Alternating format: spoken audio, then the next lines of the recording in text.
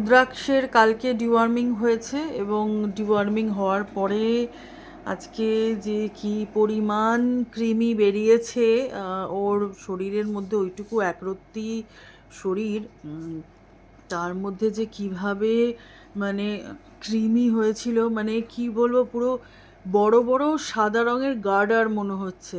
মানে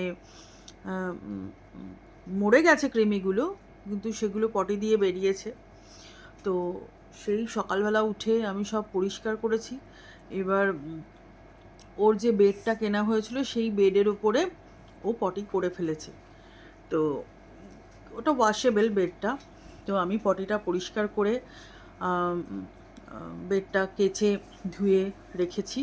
এবার ওটা শোকাতে তো টাইম লাগবে। তো ও এখন শোবে কিসে, মানে ও এবার বেডটা ছাড়া ঠিক কমফোর্ট ফিল করছে না, ওখানেই শুতেও পছন্দ করছে। তো আবার একটা বেড নিয়ে আসা হলো ওর জন্য।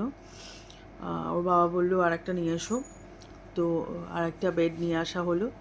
তো এই কিছুক্ষণ আগে যে ওই একটা ভিডিও শর্টস দিয়েছি, দেখবে ওই নতুন বেড, তার মধ্যে সেই ড্রাই শিট পেতে দেওয়া হয়েছে।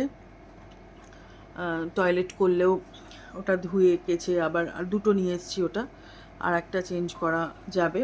আর বেডসও ওর দুটোই হলো। তো আমি এটাই ভাবছি বসে বসে সকাল থেকে যে ওই একরত্তি শরীরে একরত্তি চেহারায় অত কৃমি নিয়ে বেচারা পথের মধ্যে পড়েছিল। মানে ওর ভাই বোনগুলো তো এরকম অবস্থা হয়েছে গাড়িতে, মা নেই। মানে সত্যি ভোলা বাবা আমাকে যদি সেদিন ওইভাবে না পাঠাতেন, তাহলে হয়তো আমাদের দেখাটা না হলে খুব মুশকিল হয়ে যেত।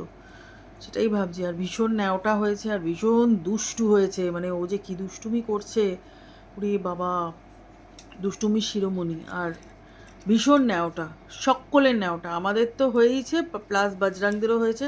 সব থেকে বেশি বন্ধুত্ব ওর হয়েছে আদ্যার সাথে। আদ্যাকে মারাত্মক ভালোবাসে আর আদ্যাও ওকে খুব ভালোবাসে।